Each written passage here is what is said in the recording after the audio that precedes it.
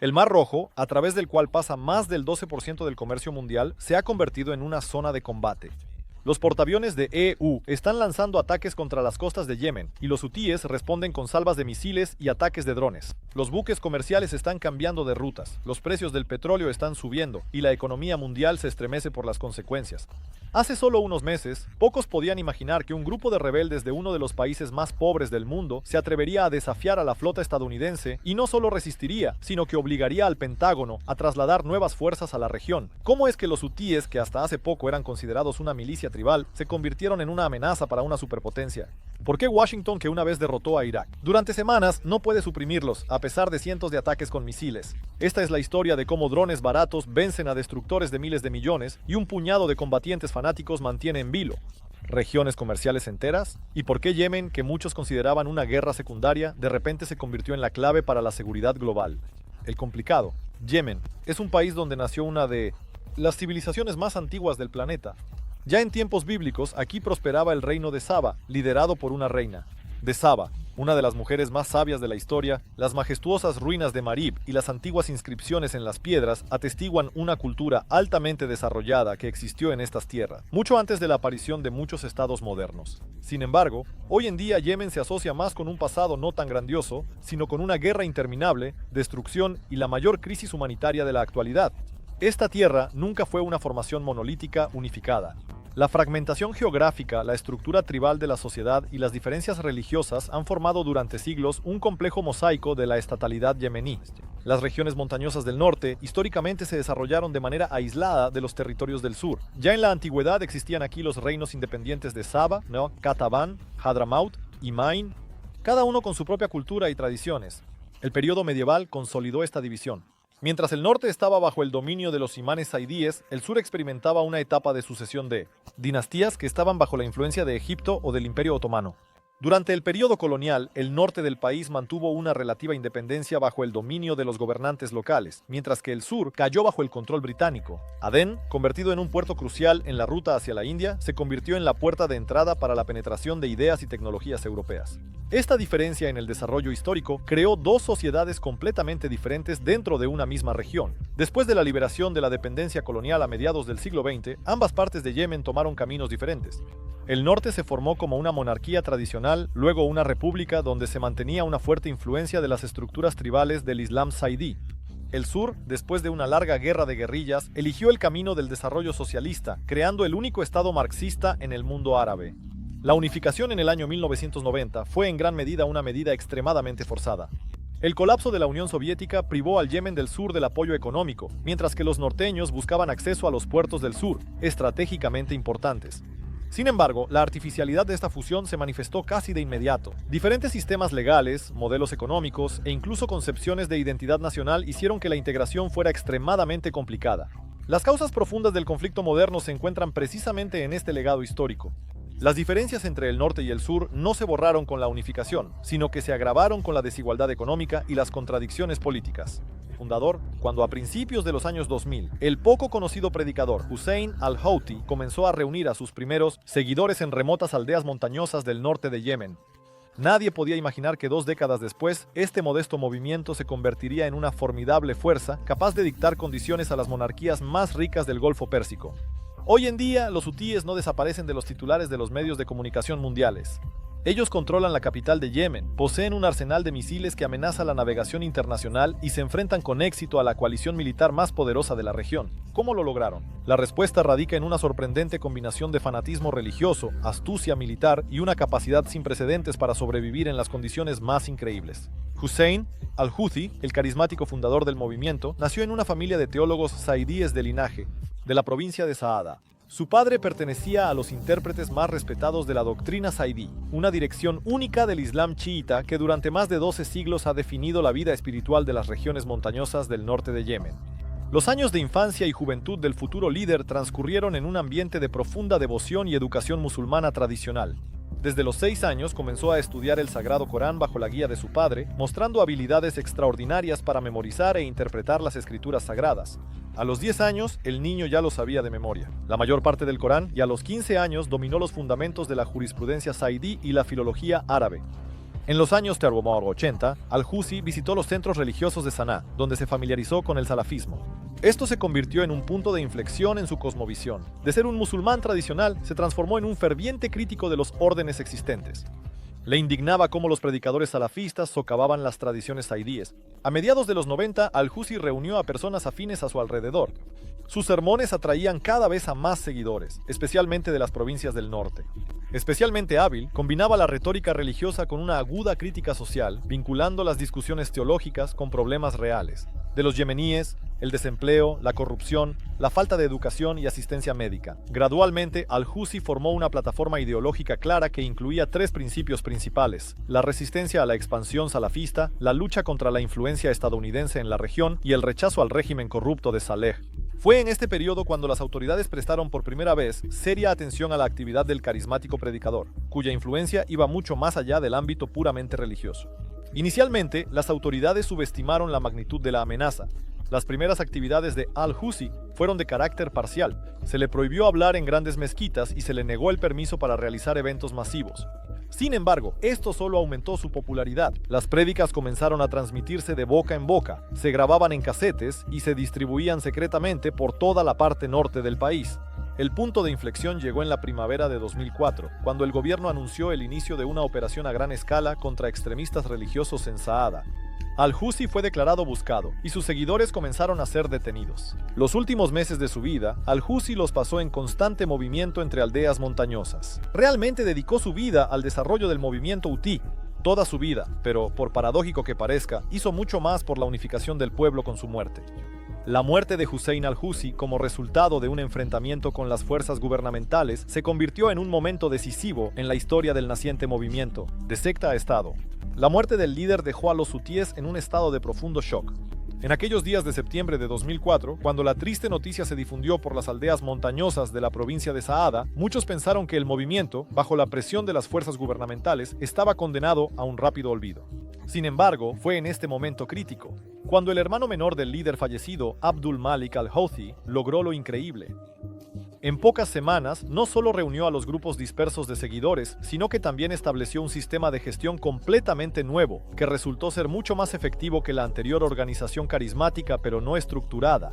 Los primeros 6 meses después del cambio de liderazgo se convirtieron en un tiempo de asombrosa metamorfosis, cuando el movimiento literalmente renacía, desde dentro. Aunque Abd al-Malik no poseía el talento oratorio de su hermano, se destacaba por su mente analítica y notables habilidades administrativas. Llevó a cabo una reorganización a gran escala, transformando el levantamiento espontáneo en una máquina político-militar bien estructurada. La provincia de Saada fue dividida en 7 distritos, cada uno con su propia estructura de gestión clara. Fue en este periodo cuando por primera vez se manifestó el famoso talento organizativo de los hutíes. Su asombrosa capacidad para crear sistemas de poder paralelos completamente independientes de las instituciones estatales. En cada región se crearon consejos de ancianos que se convirtieron en los centros de autogobierno local. Estos incluían no solo a líderes religiosos, sino también a maestros, médicos y exfuncionarios.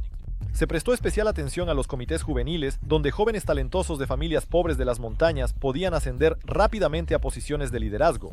Estas células se integraron tan orgánicamente en las comunidades locales que las fuerzas gubernamentales no podían distinguir a los campesinos de los participantes de la resistencia. En las remotas áreas montañosas se organizaron decenas de centros de entrenamiento en el campo, donde entrenaban los comandantes a los reclutas. Tácticas de guerra de montaña. Fue en este periodo cuando se sentaron las bases de esa sorprendente capacidad de combate que posteriormente les permitiría enfrentarse a fuerzas superiores de la coalición internacional. Lucha interna. A principios de 2008, los hutíes llevaron a cabo su primera operación a gran escala fuera de su zona tradicional de influencia. Especialmente impresionante fue su primer uso de misiles balísticos. Los lanzamientos de cohetes caseros hacia objetivos gubernamentales causaron un verdadero shock en la capital. Aunque la precisión de estos ataques dejaba mucho que desear, su efecto psicológico fue colosal. Esto hizo que muchos yemeníes reflexionaran sobre la verdadera fuerza del movimiento insurgente. Un aspecto importante de la expansión fue el establecimiento de control sobre las arterias de transporte clave. Los hutíes bloquearon 3 de las 5 carreteras principales que conectan las provincias del norte con la capital. La culminación de este periodo fue una nueva etapa del conflicto, cuando el gobierno de Yemen lanzó prácticamente todas sus fuerzas disponibles contra los hutíes. Con el tiempo, a medida que los hutíes ganaban confianza, sus ambiciones crecían. comenzaron a posicionarse como un movimiento de liberación nacional luchando por los derechos de todos los yemeníes. Al mismo tiempo, en otras regiones islámicas, la primavera árabe estaba en pleno auge. Los líderes hutíes observaban atentamente el desarrollo de los acontecimientos en Túnez y Egipto, preparándose para utilizar la nueva crisis política para un avance decisivo hacia el poder. Bajo el liderazgo del presidente Saleh, Yemen se enfrentó a profundos problemas sociales: pobreza, corrupción y falta de control sobre las provincias del norte. Cuando comenzó la primavera árabe, miles de personas expresaron su descontento con su gobierno y exigieron su dimisión. Como resultado del bombardeo de una mezquita en la residencia presidencial, Saleh, el primer ministro y 7 guardaespaldas resultaron heridos. Después de recibir tratamiento en Arabia Saudita, Saleh transfirió el poder al vicepresidente Abdrabbu Mansur Hadi, lo que puso fin a uno de los mandatos más prolongados en el mundo árabe. Cuando las olas de protestas de la primavera árabe llegaron a Yemen a principios de 2011, los hutíes se convirtieron en la única fuerza organizada en el país, preparados para un cambio drástico en el panorama político. Mientras la atención de los medios de comunicación mundiales se centraba en la violenta represión de los manifestantes en la capital, los hutíes fortalecían metódicamente sus posiciones en el norte y realizaban un rápido avance hacia el sur. Muchas ciudades se rendían casi sin luchar, ya que las élites locales, decepcionadas con el poder central, veían en los hutíes una amenaza menor que el caos creciente. En la primavera de 2014, los hutíes comenzaron su ofensiva hacia Saná. Bloquearon los cuarteles del ejército y ocuparon edificios gubernamentales. El presidente Hadi se vio obligado a huir hacia el sur del país. La captura de Saná se convirtió en un punto de inflexión en la historia de Yemen y de toda la región. Los hutíes, que comenzaron como un grupo religioso, ahora controlaban la capital y gran parte del aparato estatal. Su éxito generó preocupación en los países vecinos, especialmente en Riad, donde temían la posible influencia de Irán en el sur de la península arábiga. Tormenta de determinación. Después de la captura de Saná, los hutíes inesperadamente, para muchos, se transformaron de rebeldes locales a un jugador clave en el mapa geopolítico de Medio Oriente. Su rápido ascenso no pasó desapercibido en Washington, donde gradualmente comenzaron a darse cuenta de que la crisis en Yemen podría alterar el equilibrio de poder en una región estratégicamente importante. En la primavera de 2015, cuando la coalición saudí inició la operación Tormenta de Determinación, Estados Unidos inicialmente adoptó una posición de apoyo cauteloso a sus aliados árabes. Los militares estadounidenses proporcionaban inteligencia, realizaban el reabastecimiento de aviones en el aire e incluso discutían posibles suministros de armas de alta precisión. Sin embargo, a medida que el conflicto se prolongaba, en Washington comenzaron a mostrar cada vez más preocupación por la creciente influencia de los hutíes y sus supuestos vínculos con Irán. Los primeros meses del conflicto realmente se desarrollaron según un escenario clásico. Las unidades de élite saudíes, equipadas con la última tecnología, con el apoyo de la aviación, comenzaron un avance metódico. Sin embargo, la guerra, que según todas las previsiones debía terminar en unos pocos meses, se convirtió en uno de los conflictos más sangrientos y destructivos de la región. Gradualmente, los hutíes desplegaron todo un arsenal de misiles balísticos, incluyendo modelos con un alcance de hasta 1000 kilómetros. Estos ataques en el territorio de Arabia Saudita, especialmente contra la infraestructura petrolera del reino, se convirtieron en un punto de inflexión del conflicto. Por primera vez en su historia, el país más rico de la región se enfrentó a una amenaza militar directa a su activo económico clave. Arabia Saudita, habiendo gastado decenas de miles de millones de dólares y perdido cientos de soldados, se encontró incapaz de lograr una ventaja decisiva. Crisis en el Mar Rojo. Pero ¿cómo explicar que los poco numerosos yemeníes puedan resistir con éxito a las fuerzas navales tecnológicamente avanzadas de Estados Unidos? ¿Cómo las cálidas aguas del Mar Rojo, que durante siglos sirvieron como puente entre Oriente y Occidente, se convirtieron en el escenario de uno de los conflictos militares más inusuales de la modernidad? Para entender las causas de este conflicto, necesitamos profundizar en la historia de una de sus partes. Endurecidos por una larga resistencia y repetidas victorias sobre fuerzas superiores, los hutíes se han convertido, con razón, en serios oponentes, incluso para la maquinaria militar estadounidense. Después de que los hutíes se establecieron definitivamente en la costa occidental de Yemen, comenzaron a controlar puertos estratégicamente importantes y de esta manera obtuvieron la capacidad de influir en la navegación en el estrecho de Bab el-Mandeb, un cuello de botella, por el que pasa alrededor del 12% del comercio mundial. Las primeras señales de alarma sonaron después del inicio del conflicto militar en la Franja de Gaza. Apoyando a Palestina, los hutíes anunciaron un bloqueo naval a Israel, pero pronto su objetivo principal se convirtieron en los buques de guerra estadounidenses. Los expertos militares quedaron asombrados cuando los hutíes demostraron un arsenal que superaba significativamente las previsiones más audaces. Entre sus desarrollos se encontraban misiles de crucero con un alcance de hasta 500 kilómetros, drones de combate capaces de recorrer 1500 kilómetros, drones submarinos kamikaze y complejos sistemas de guerra electrónica. Estas tecnologías, creadas en condiciones de un bloqueo severo, demuestran la sorprendente capacidad del movimiento para adaptar desarrollos militares modernos a las condiciones de una guerra asimétrica. La escalada del conflicto se desarrolló de manera creciente. A mediados de noviembre de 2023, los hutíes llevaron a cabo la audaz captura de un barco civil del empresario israelí Abraham Ungar. Ya a principios de diciembre, sus misiles amenazaron por primera vez a un destructor estadounidense, y para finales del mes fue atacado un gran portacontenedores internacional. La culminación fue el ataque de enero de 2024, cuando se lanzaron simultáneamente más de 20 drones y misiles. Los hutíes utilizan decenas de drones baratos y misiles más avanzados, creando una presión psicológica constante sobre el enemigo. Al mismo tiempo, utilizan hábilmente barcos civiles como cobertura, poniendo a la marina de los EU ante una difícil elección moral. La respuesta de los estadounidenses aún no ha dado los resultados esperados. La economía de este enfrentamiento no favorece a la superpotencia. Interceptar un solo misil cuesta millones de dólares, mientras que los drones en sí les cuestan a los rebeldes miles. Esta desigualdad en los costos hace que el enfrentamiento prolongado sea extremadamente costoso para los EU y sus aliados. Paradójicamente, es en este conflicto donde los hutíes demuestran una sorprendente capacidad para convertir el enfrentamiento militar en capital político. Dentro de Yemen, utilizan la crisis para consolidar el poder, presentándose como la única fuerza capaz de desafiar el imperialismo estadounidense. Al mismo tiempo, desarrollan esquemas de comercio marítimo en la sombra, eludiendo sanciones y obteniendo ingresos significativos de suministros ilegales. Los analistas advierten que un conflicto prolongado podría provocar un choque económico global, desencadenar una nueva ola de crisis energética y crear un precedente peligroso para otros actores no estatales en todo el mundo. ¿Qué sigue? Las consecuencias económicas de la crisis ya han superado con creces los límites de la región. Según el Fondo Monetario Internacional, el encarecimiento de las cadenas logísticas ha añadido casi un punto entero a la inflación global, lo que ha sido un golpe serio para una economía mundial ya de por sí frágil. Las compañías de seguros ahora exigen 10 veces más por el paso a través del Mar Rojo que hace solo un año, y muchos armadores prefieren rodear África durante semanas para no arriesgar sus barcos y cargas. El frente diplomático no parece menos preocupante. El último intento de resolución fracasó estrepitosamente cuando los hutíes presentaron demandas que incluso sus patrocinadores regionales consideraron excesivas. Los expertos militares están desconcertados. Los escenarios clásicos de resolución de crisis parecen cada vez menos realistas. Una operación terrestre a gran escala en Yemen, de la que hace un año se hablaba como una medida extrema, ahora se considera un camino seguro hacia un callejón sin salida sangriento al estilo afgano.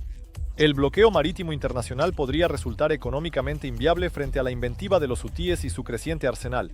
Incluso el escenario optimista de una desescalada gradual parece cada vez más ilusorio en medio de los informes diarios sobre nuevos ataques y contramedidas.